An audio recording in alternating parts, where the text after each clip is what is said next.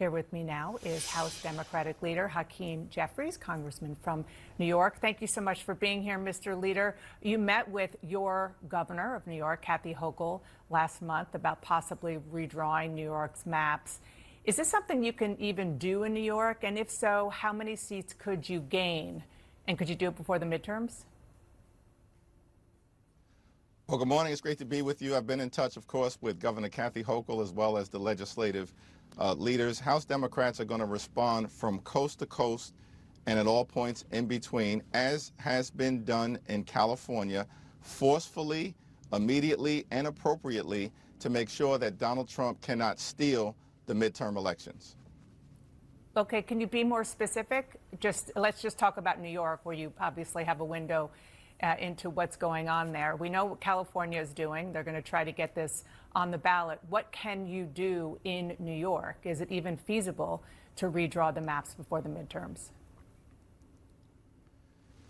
Texas acted in a way to try and rig the congressional maps so they could add a couple of different seats to the Republican column. Understand that Republicans right now have the narrowest majority, just a 3-seat majority, of any party since the Great Depression. And they have no track record of accomplishment to be able to successfully run on, which is why they are running scared. California responded forcefully, thanks to the leadership of the governor, the legislative leaders, the members of the California congressional delegation led by Zoe Lofgren and Pete Aguilar, and we will continue to respond when necessary across the country. Right now, this has happened in Texas. California has responded. Let's see what comes next. So is there not a plan yet in New York? Is that what I'm hearing? There's a plan to respond as appropriately in New York and in other parts of the country as the circumstances dictate.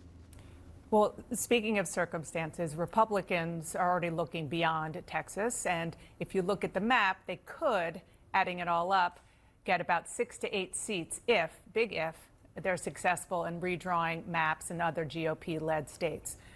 Are you worried that that could be enough right there to prevent you from retaking the House? Not at all. Listen, as Democrats, we're focused on making life better for the American people, driving down the high cost of living. Right now, America is too expensive. Housing costs are too high. Grocery costs are too high. Electricity bills are through the roof. All of this is happening on Donald Trump's watch. He promised to lower the high cost of living. In fact, to lower the high cost of living on day one. Costs aren't going down. They are going up. As Democrats, we're going to focus as well on fixing our broken health care system and cleaning up corruption. So we have an affirmative agenda that is compelling that we will continue to present to the American people. The Republicans have failed. That is why they are running scared. I want to move on to other issues, but first I do just have to ask, you talk a lot about Texas, as do other Democrats. You supported a move in your state of New York where Democrats, or you wanted to throw out congressional maps that were drawn by the state's independent redistricting commission. You praised New York's state legislature for redrawing new ones. Is criticizing Texas hypocritical given what you push for in your own state?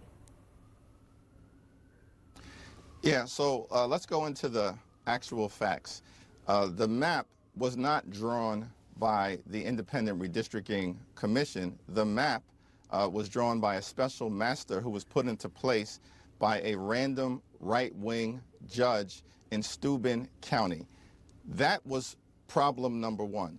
Now, the court then ordered a redraw so that the process could actually be completed consistent with the Constitution of the state of New York. And that is what occurred. Third, what's important is that in New York, the redrawn map that was actually adopted by the legislature was adopted on a bipartisan basis. Democrats and Republicans in the Assembly voted for the map because the redraw was fair. That's not what's happening in Texas. In Texas, this is a racial, partisan gerrymander ordered by Donald Trump as part of an effort to rig the midterm elections. And we're not going to let it happen. And at the end of the day, We were 24 seats down during Donald Trump's first midterm election in 2018. We won 40 seats in 2018. There's no way that Republicans can mathematically gerrymander their way to an artificial victory next year. Speaking of math, I do want to ask about a New York Times investigation showing that Democrats are losing registered voters in all 30 states that track party registration. We're putting on the screen the data. It shows altogether Democrats have lost 2.1 million voters. Republicans have gained 2.4 million. That's a deficit that you have of 4.5 million voters. Why are voters turning away from your party? What is the problem? Most of that activity, as I understand it, has occurred in Florida and Texas. And certainly it is the case that nationally we're going to have to invest more in these two red states. At the end of the day, it's also going to be important for us to continue to make clear to the American people what we stand for as Democrats. We believe in a strong floor and no ceiling.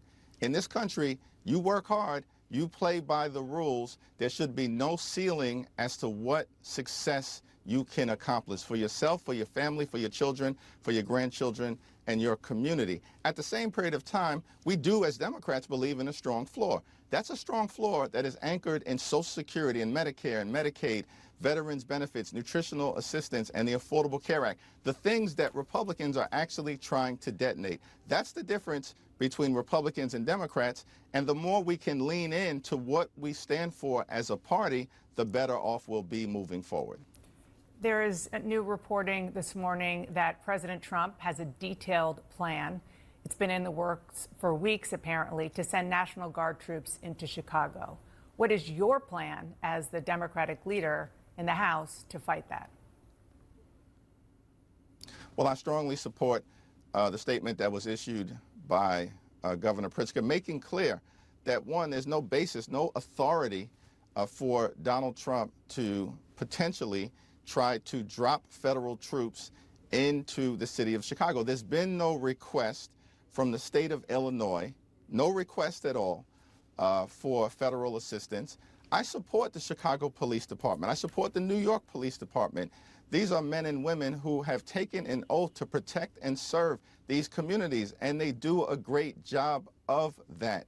And we should continue to support local law enforcement and not simply allow Donald Trump to play games with the lives of the American people as part of his effort to manufacture a crisis and create a distraction, because he's deeply unpopular. The one big ugly bill is deeply unpopular. Ripping health care away from millions of Americans is unpopular.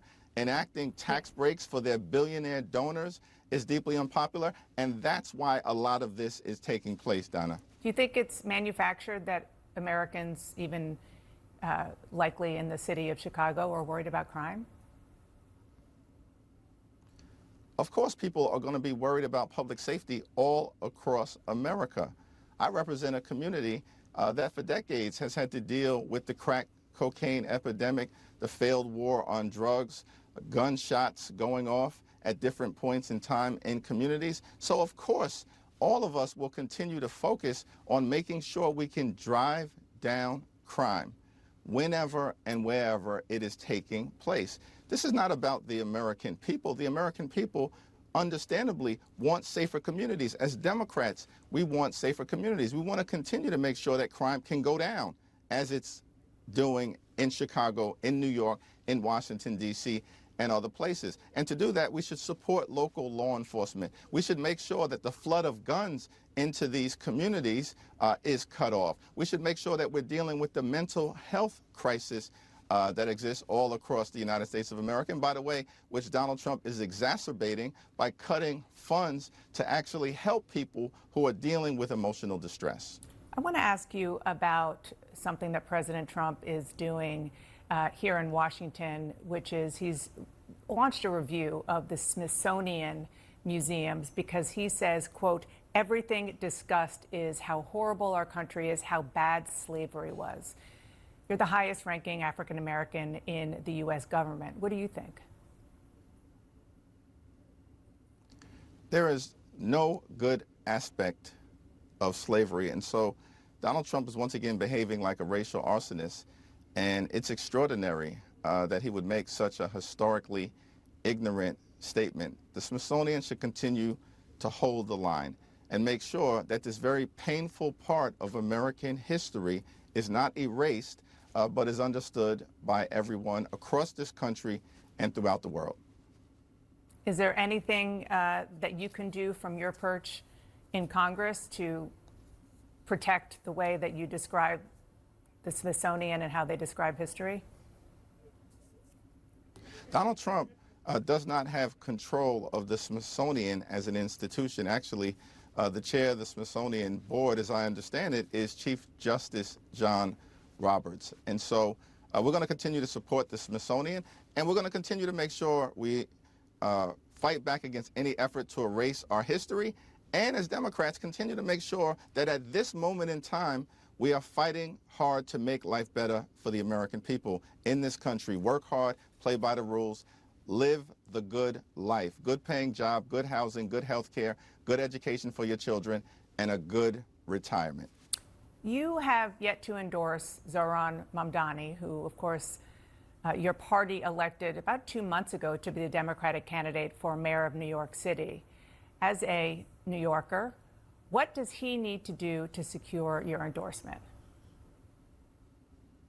Well, we had a very candid and constructive and community-centered conversation a few weeks ago before he went off to Africa. I've, of course, been on the road for the last several weeks, dealing in part with the Republican effort to try to rig the midterm elections through their gerrymandering scheme.